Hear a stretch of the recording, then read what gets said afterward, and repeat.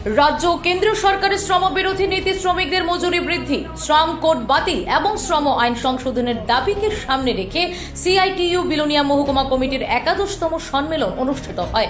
সম্মেলনের শুরুতে শহীদ বেদিতে পুষ্পস্তবক অর্পণ, সংগঠনের পতাকা উত্তোলন করে সিপিআইএম বিলোনিয়া মহকুমা কার্যালয় থেকে বুধবার দুপুর ১২টা নাগাদ এক মিছিল সংগঠিত করা হয়। মিছিলটি শহরের বিভিন্ন পথ পরিক্রমা করে ১ নম্বর টিলায় এসে শেষ হয় এবং সেখানে আশিস দত্তকে সভাপতি করে শুরু হয় সম্মেলনের প্রকাশ্য সমাবেশে কেন্দ্রীয় সরকারের শ্রমবিরোধী নীতির তীব্র সমালোচনা করেন এবং শ্রমবিরোধী নীতির বিরুদ্ধে সকল অংশের জনগণকে ঐক্যবদ্ধ হয়ে গণতান্ত্রিক আন্দোলনের মধ্যে দিয়ে সরকারের নীতির বিরুদ্ধে প্রতিবাদ কর্মসূচিতে সামিল হওয়ার আহ্বান রাখেন সিআইটিইউ রাজ্য সভাপতি মানিক দে। এছাড়া কেন্দ্রীয় সরকারের বিভিন্ন কাজকর্মের তীব্র সমালোচনা করেন সিপিআইএম নেতৃত্বরা।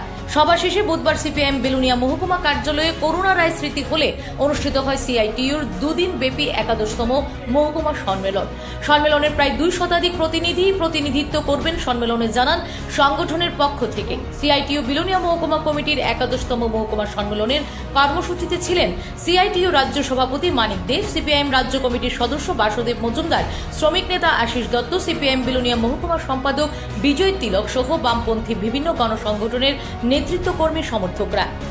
আমরা দেশপ্রেম নিয়ে, দেশাত্মবোধ নিয়ে, দেশকে রক্ষা করার জন্য, দেশের মানুষকে রক্ষা করার জন্য, দেশের সম্পদকে রক্ষা করার জন্য এই কথাগুলো আমরা বলি।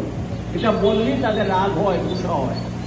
আমরা খালি দাবি জানাই, আমরা খালি বাধা দিই, এই ধরনের কথাবার্তা বলবার চেষ্টা হয়। বিক্রি করতে করতে করতে এমন জায়গায় নিয়ে গেছেন আর বাকি নেই, কিছু শেষ করে দিয়েছে, নিংড়ে খেয়ে ফেলে দিয়েছে।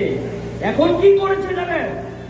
সবচেয়ে দামি জিনিসটা এটাও বিক্রি শুরু করে দিয়েছে। এটা কি জানেন?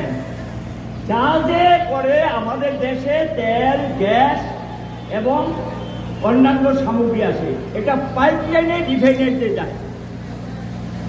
পেট্রোল, ডিজেল, কেরোসিন, রান্নার গ্যাস বা সিএনজি, এই পাইপ লাইনটা খুব দামি। এখন এই পাইপ লাইনগুলো টেন্ডার করে দিয়েছেন বিক্রি করার জন্য। এই ধরুন আপনাদের এখানে পাল্লাটানা, মনারচক, এক জায়গা থেকে আরেক জায়গায় পাইপ লাইনে গ্যাসটা আসে। এই পাইপ লাইনগুলো বিক্রি, এটা খুব কস্টলি, খুব দামি, এটা বিক্রি করে দিচ্ছে। পাওয়ার গ্রিড ১ লক্ষ কোটি টাকা বছরে লাভ দিতেন কেন্দ্রের সরকারকে। এটা কেন্দ্রীয় সংস্থা। ওই যে হাই টেনশন লাইন, এক রাজ্য থেকে আরেক রাজ্যে যে বিদ্যুৎ দিয়ে যায়, দেশের এক প্রান্ত থেকে আরেক প্রান্তে বিদ্যুৎ দিয়ে যায়, বিদেশি বিদ্যুৎ দিয়ে যায়, এই পাওয়ার গ্রিডটা ছিল কেন্দ্রীয় সরকারের। এর ৫০% বেশি শেয়ার বিক্রি হয়ে গেছে, এখন ৭৪% শেয়ার বিক্রি করে দিচ্ছে। এখান থেকে লাভ আসতো ভারত সরকারের কোষাগারে লক্ষ কোটি টাকা।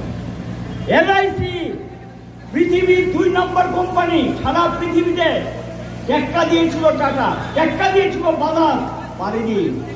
এলআইসি ৪২ কোটি লোক এই এলআইসির পলিসি আছে। এটা পৃথিবীর ২য় বৃহত্তম কোম্পানি। এবং এই এলআইসির মতো সংগঠন থেকে রাজ্য সরকার, কেন্দ্রীয় সরকার কম সুদে টাকা নিয়ে রাস্তাঘাট, জল, বিদ্যুৎ, স্কুল, হাসপাতাল এগুলো করে সাধারণ মানুষ বিমা করে সুযোগ সুবিধা পান। এই ইন্স্যুরেন্স কোম্পানিটা টাকা ওই আম্বানিদের সুবিধা করে দেওয়ার জন্য, যাদের বেসরকারি কোম্পানিকে সুবিধা পাইয়ে দেওয়ার জন্য এই এলআইসিটা বিক্রি করে দিচ্ছে।